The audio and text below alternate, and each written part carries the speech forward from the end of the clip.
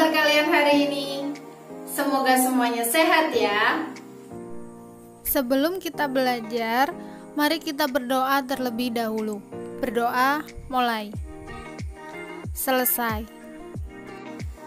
Hari ini bersama Bu Nida, kita akan belajar mata pelajaran Bahasa Indonesia di kelas 11. Kemarin kita sudah membahas tentang pengertian teks cerpen. Hari ini kita akan membahas tentang struktur teks cerpen.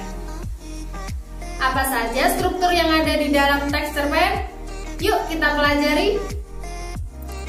Struktur cerpen merupakan rangkaian cerita yang membentuk cerpen itu sendiri. Struktur cerpen tidak lain berupa unsur yang berupa alur, yakni berupa jalinan cerita yang terbentuk oleh hubungan sebab akibat ataupun secara kronologis. Secara umum, jalan cerita terbagi ke dalam bagian-bagian berikut. Pertama, ada pengenalan situasi cerita atau orientasi. Dalam bagian ini, pengarang memperkenalkan para tokoh, menata adegan, dan hubungan antar tokoh. Kedua, pengungkapan peristiwa.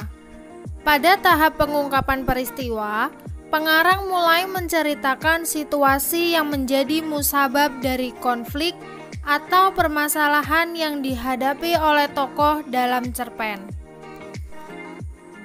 Sesuai dengan ciri cerpen yang hanya menyajikan satu plot, biasanya konflik dalam cerpen ini bisa langsung dipahami oleh pembaca, dibandingkan dalam novel yang memiliki lebih banyak plot dan konflik. Di bagian ini biasanya penulis mulai memperkenalkan nilai-nilai yang terkandung dalam cerpen karangannya.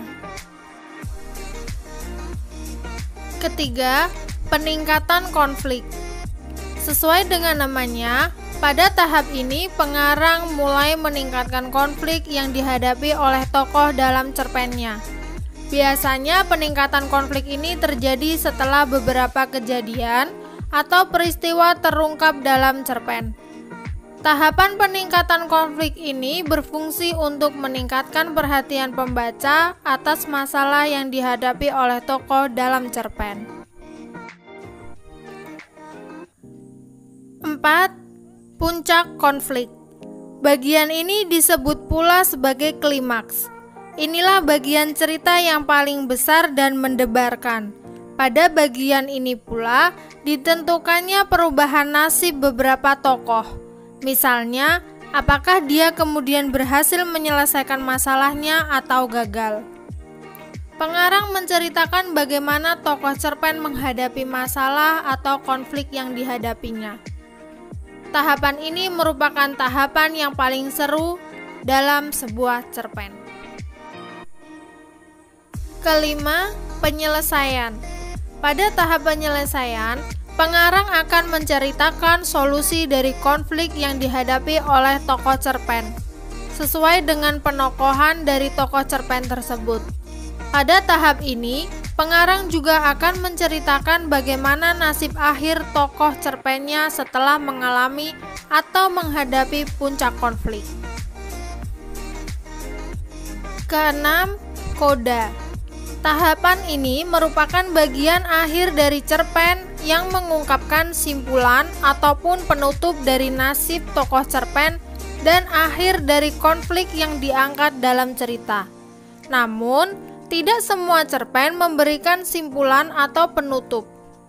Ada juga banyak cerpen yang diakhiri dengan cerita yang menggantung, dengan tujuan menyerahkan akhir cerita pada interpretasi para pembacanya.